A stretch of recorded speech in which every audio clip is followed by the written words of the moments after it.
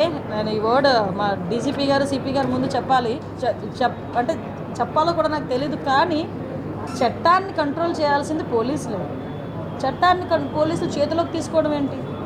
Issue ఏంటంటే ఒకటండి, నాకు అర్థం కానిది ఏంటంటే తప్పు చేసినోడికి కులం ఏంటి, మతం ఏంటి, అదొక్కటి చెప్పండి.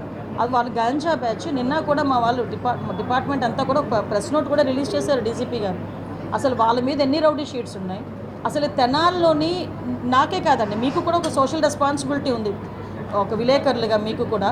ఒక్కసారి తెనాల్లో వాళ్ళ తాలూకా నేచర్ ఏంటి, వాళ్ళ తాలూకా బ్యాక్గ్రౌండ్ ఏంటి అన్నది ఒకసారి చెక్ చేయండి.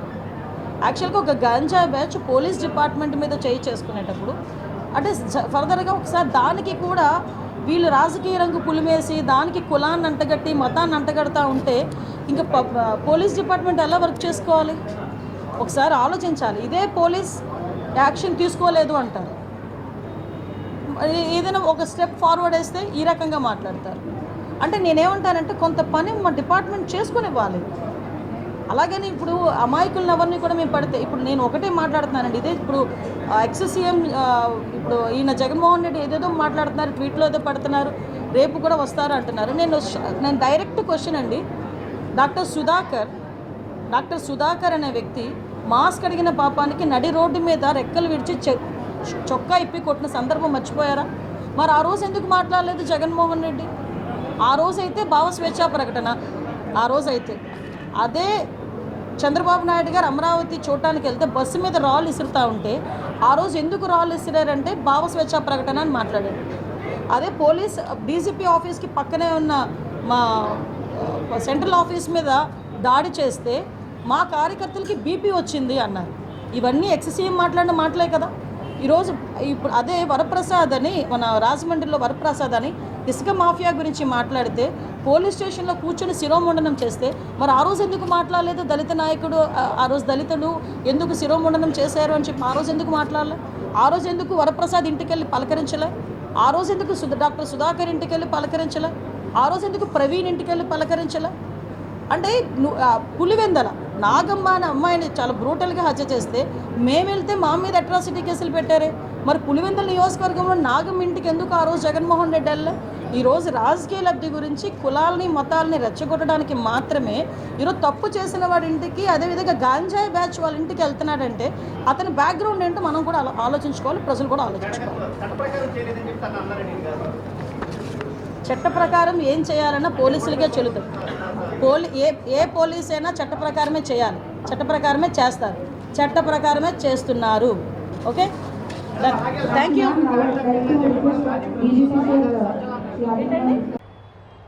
మీరు చూశారు కదా సోషల్ మీడియాలో అరికాళ్ళ మీద ఎరగొట్టేశారు పోలీసులు, ఇద్దరు సిఐలు తెనాలిలో నడి రోడ్డు మీద అన్యాయంగా అక్రమంగా ఎరగొట్టేశారంతే.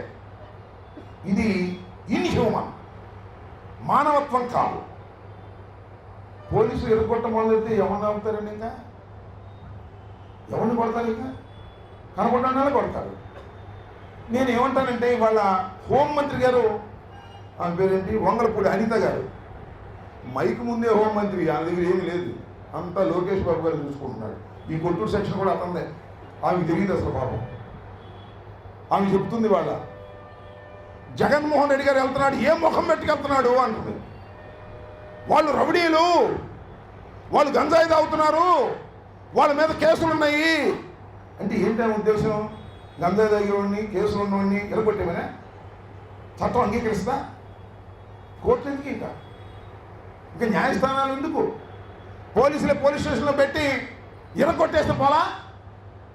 న్యాయస్థానాలు అవసరం లేక ఉద్దేశం ప్రకారం, హోంమంత్రి గారి ఉద్దేశం ప్రకారం, పోలీసుల ఉద్దేశం ప్రకారం ఇక న్యాయస్థానాలు అవసరం లేదు. ఎవడైతే దొంగతనం చేస్తాడో, ఎవడైతే రౌడీజం చేస్తాడో, ఎవడైతే చీటింగ్ చేస్తాడో, ఎవడైతే రైటింగ్లో పాల్గొంటాడో, ఎవడైతే హత్యలు చేస్తాడో వాళ్ళందరినీ కోర్టులో ప్రొడ్యూస్ చేయడానికి అవకాశం లేదు. ఇక పోలీస్ స్టేషన్ తీసుకొచ్చి ఎరగొట్టి మారేటువంటి ఒక కొత్త చట్టాన్ని ఈ మైక్ ముందు హోంమంత్రి గారు మాట్లాడుతుంది. ఏమని అడుగుతున్నా. నేను ఒకటే మనవి చేస్తున్నా, తెనాలిలో 3 యువకుల్ని కొట్టారు. అతి దారుణంగా కొట్టారు పోలీసు వారు. వాళ్ళు దొంగలు కావచ్చు, నిజంగా మనకు తెలియదు వాస్తవాలు ఏంటో. దొంగలు కావచ్చు, గంజాయి తాగొచ్చు, రౌడీ షీట్ మీరు పెట్టొచ్చు, కానీ కొట్టే హక్కు ఈ రాష్ట్రంలో, ఈ దేశంలో, ప్రజాస్వామ్య దేశంలో పోలీసులకు లేదు లేదు లేదు అని చెప్పడం కోసమే జగన్మోహన్ రెడ్డి గారు రేపు తెనాలి వెళ్తున్నాడని మనం చేస్తున్నాం. మీకు చిత్రం, దానిలో ఒక న్యాయవాది ఉన్నాడు. ఆ దెబ్బలు తిన్నోళ్ళలో న్యాయవాది ఉన్నాడండి, చదువుకున్నాడు, బిఎల్ పాస్ అయిన వాడు.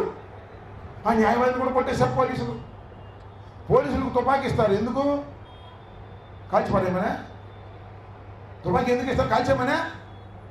రక్షణ కోసం ఇస్తారు. నా దగ్గర తుపాకీ ఉంది కదా అని కాల్చేస్తే, నా దగ్గర లాఠీ ఉంది కదా అని కొట్టేస్తే, నా దగ్గర లాకప్ ఉంది కదా అని అన్నను పెట్టేస్తే ధర్మమేనా అని అడుగుతా ఉన్నా. ఇది ధర్మం కాదు, ఒక అరాచకమైన పాలన. మీరి ప్రవర్తిస్తున్నటువంటి పోలీసుల మీద ప్రజా సంఘాలు తిరుగుబాటు చేయాల్సినటువంటి పరిస్థితి ఏర్పడుతుందని మనం చేస్తున్నాం. ఎన్ని కేసులు అండి? మన మీద కూడా కేసులు పెడుతున్నారు. ఎంత దుర్మార్గం అండి. పిన్నెల రామకృష్ణారెడ్డి గారి మీద ఓసారి జైలుకి వెళ్ళాడు, నెల 15 రోజులు ఉన్నాడు, బయటకు వచ్చాడు, మళ్ళీ ఆయన మీద మర్డర్ కేసు పెట్టారు. ఆయనకి ఏమీ సంబంధం లేదు. నేను చెప్తున్నా, ఇద్దరు తెలుగుదేశం ముఠాలు కొట్టుకుంటే గుండ్లపాడు అనే విలేజ్లో ఇద్దరు చచ్చిపోయారు.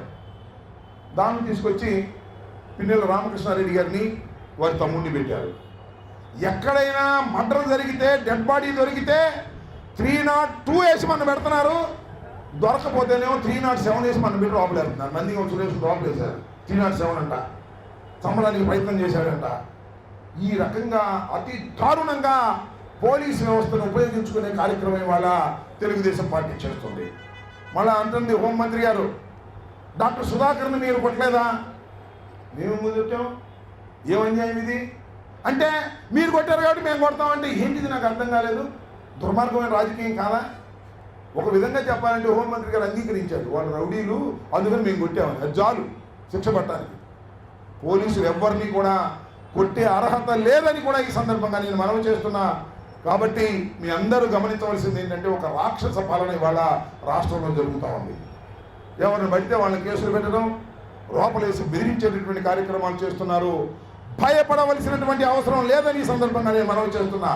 ఎన్ని కేసులు పెట్టినా, ఎన్నిసార్లు లోపలేసినా గుండె ధైర్యంతో జగనన్న సైనికులు ముందు కదలవలసినటువంటి అవసరం ఉంది. ఈ 4 సంవత్సరాలు కూడా మనం పోరాడదాం. పోరాడిన తర్వాత వచ్చేది మన ప్రభుత్వం. ఇప్పటికీ ఆలోచన చేస్తున్నారు ప్రజలు, అయ్యో ఎందుకేసామని ఓట్లు చంద్రబాబు నాయుడు గారికి, అనవసరంగా ఏదో ఇస్తాడని చేస్తే ఏమి ఇవ్వడం లేదు అని పశ్చాత్తాపడుతున్నటువంటి సందర్భం. కాబట్టి మీ అందరికీ నేను మనవి చేసేది ఒక్కటే, మీరు చూశారు కదా ఎన్నికలు అయిపోగానే ఉన్న పరిస్థితి ఎలా ఉందో, సంవత్సరం తర్వాత ఇప్పుడు ఎలా ఉందో చూస్తున్నాం కదా. అప్పుడు ఇంతమంది వచ్చేవాళ్ళు, ఎందుకు వచ్చిన గొడవలే, 11 సీట్లు వచ్చినాయి అని వెనక ముందు ఆడుతున్న రోజుల నుంచి లేదు మళ్ళా జగన్మోహన్ రెడ్డి గారు అధికారంలోకి వస్తాడు, చంద్రబాబు నాయుడు గారి కూటమి ప్రభుత్వం ఫెయిల్ అయిపోతుందనేటువంటి భావన ప్రజల్లో మొండిగా స్టార్ట్ అయింది. ఇప్పుడేం బయటపడరు. నేను బయటపడడానికి కేసులు పెడతాను, భయం, మెల్లబోటు వాళ్ళని బయటపడతాం, పన్ను కావని కేసులు పెడతారని. ఇంకో సంవత్సరం రాగండి, ఇందాక మన వేణుగారు చెప్పారు కదా, అందరూ బయటపడతారు. కాబట్టి మీ అందరూ కూడా మరొకసారి మీకు మనవి చేసేది ఏంటంటే, రేపు 4వ తారీఖు ఉదయం 10 గంటలకి మనం కలెక్టరేట్కి పెద్ద ఎత్తున మీరు రావాలని, వచ్చి ఆ కార్యక్రమంలో పాల్గొని విజయవంతం చేసి, శభాష్ వైఎస్ఆర్ కాంగ్రెస్ పార్టీ బ్రహ్మాండంగా ప్రజా పోరాటాలు చేస్తుంది అని ప్రజలు అనుకోవాలి. చంద్రబాబు నాయుడు గారి ప్రభుత్వం, కూటమి ప్రభుత్వం, అరే జనం బ్రహ్మాండంగా వస్తున్నారా, వీళ్ళకి మనకి నూకలు చెల్లిపోతాయి, అందువల్ల మళ్ళీ మనం హామీలను అమలు చేయాలనేటువంటి జ్ఞానం వారికి కలిగే విధంగా రేపు జరగబోయేటటువంటి కార్యక్రమం వారు కనువిప్పు కావాలని, రేపు జరగబోయే వెన్నుపోటు దినాన్ని మనం చాలా సీరియస్గా తీసుకొని విజయవంతం చేసే కార్యక్రమం చేయాలని మిమ్మల్ని అందరినీ హృదయపూర్వకంగా కోరుకుంటూ, హిట్ టీవీ యాప్, ఇందులో short news, live news, entertainment shows, movies, digital magazines తో పాటు మీ జిల్లా వార్తలను కూడా ఫ్రీగా చూడొచ్చు. ఇంకెందుకు ఆలస్యం, వెంటనే హిట్ టీవీ యాప్ ని డౌన్లోడ్ చేసుకుని ఫ్రీగా ఎంటర్టైన్మెంట్ పొందండి. Hit TV app, hit TV app, please download hit TV app. Hit TV యాప్ని ఫ్రీగా డౌన్లోడ్ చేసుకొని ఎంజాయ్ చేయండి. మీకు నచ్చిన ఎంటర్టైన్మెంట్ కోసం హిట్ టీవీ యాప్ ని ఫ్రీగా డౌన్లోడ్ చేసుకుని ఎంజాయ్ చేయండి. హిట్ టీవీ యాప్ని డౌన్లోడ్ చేసుకుని ఆస్వాదించండి, ఆశీర్వదించండి. ఇంతమంది సెలబ్రిటీలు హిట్ టీవీ యాప్ ని డౌన్లోడ్ చేసుకోండి అని చెప్తున్నారంటే ఎంత మంచి యాప్ ఆలోచించండి. అమెరికా అమెరికా అమెరికా అమెరికాలో చదవాలనుకునే వాళ్ళకి విశ్వసనీయమైన పేరు మన శౌర్య consultancy. UK Law 1 Year Masters. UK Law 1 Year Masters. 2 years work permit up to 5 years visa. Contact Saurya Consultancy. Contact 89851 89851.